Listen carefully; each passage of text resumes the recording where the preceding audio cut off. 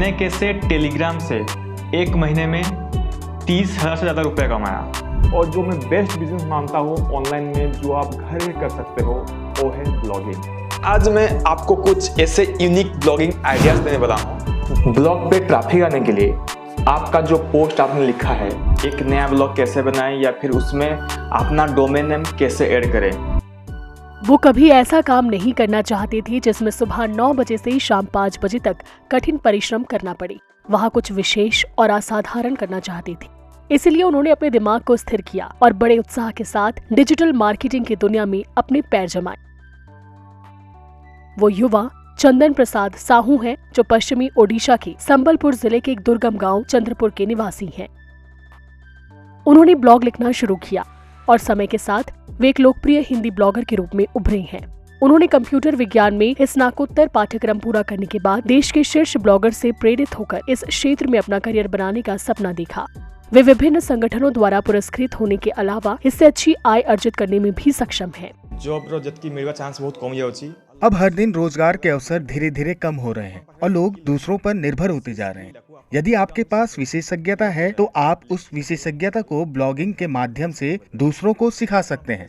साथ ही अपने घर बैठे पैसे भी कमा सकते हैं।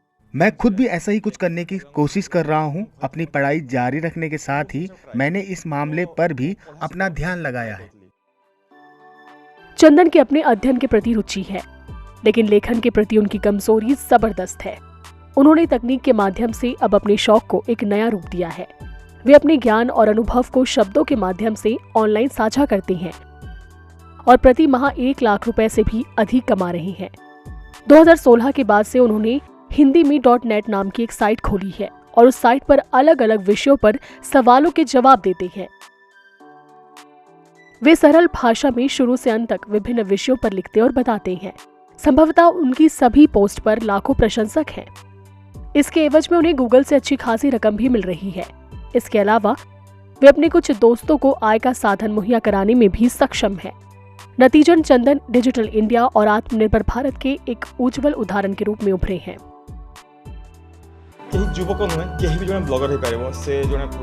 केवल एक युवा ही नहीं बल्कि कोई भी व्यक्ति ब्लॉगर बन सकता है।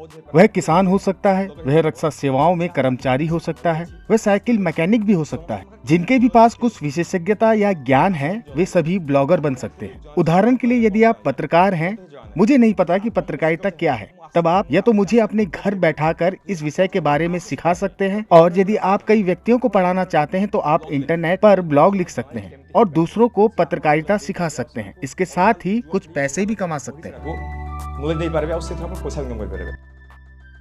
सभी माता पिता की इच्छा होती है कि उनके बच्चे पढ़ें और उच्च पद पर अच्छी नौकरी प्राप्त करें। इसी तरह अपने पति की मृत्यु के बाद चंदन की मां भी चाहती थी कि वे अपने पिता की तरह सरकारी नौकरी करें। हालांकि कुछ अनोखा करने की जिद ने उसकी प्रतिभा को एक विशेष पहचान दी है।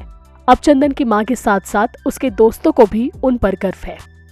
प्रिपरेशन है कि ना चाकरी करूं, मोर से इटा ही गवर्नमेंट चाकरी इच्छा थला। मैं चाहती थी कि मेरा बेटा पढ़ाई पूरी करने के बाद सरकारी नौकरी करे। उसने कंप्यूटर साइंस में अपना पोस्ट ग्रेजुएशन किया था। हालांकि उसने हमसे 1 साल का समय मांगा था और कहा था कि आप देखें कि मैं सफल होता हूं या नहीं। इसके बाद उसने डिजिटल मीडिया में प्रवेश किया और सफल होने के बाद दूसरों को भी सफल होने का रास्ता दिखाया। हमें इस बारे में कोई ज्ञान नहीं था, लेकिन जब उन्होंने ब्लॉगिंग शुरू की तो हमें लगा कि वह सही काम कर रहे हैं।